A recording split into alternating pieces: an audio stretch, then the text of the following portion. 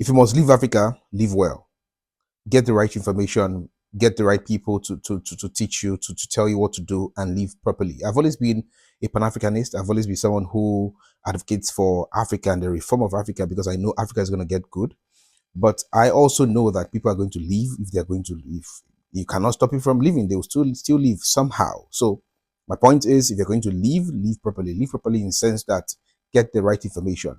If you go to the UK today and the person you met, the person who picked you from the airport, is someone who picks fruits from plantations, and he tells you, hey, don't worry, there are jobs, there are jobs, there are jobs. And at the end of the day, he introduces you to your boss. Remember, you are desperate, you are frustrated, you are confused, you are wondering, am I going to make it? Did I make the right decision? So you are looking for anything and everything.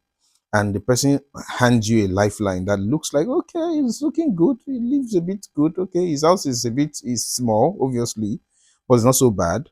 Okay, at least he has a car he's using. Okay, maybe this is not, maybe that is the way. And then he shows you that way. My brother, the next 10, 20 years, you're probably still picking fruits if you don't get the right information. If the person who picked you from the airport is a lawyer, for instance, or a doctor, someone who has been able to turn his life around in the UK or in the US or wherever you go to, and he tells you, hey, they tell you that these things are not possible, but there are ways around it. This is the way, this is the way, this is the way. If that is the person you meet, then chances are that you're going to turn out right.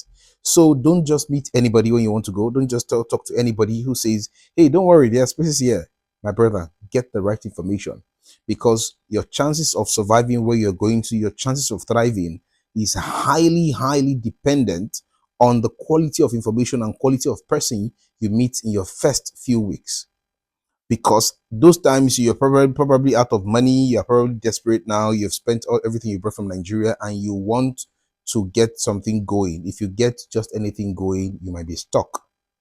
Learn and learn well. If you must go, go well. And I wish you all the best. Thank you.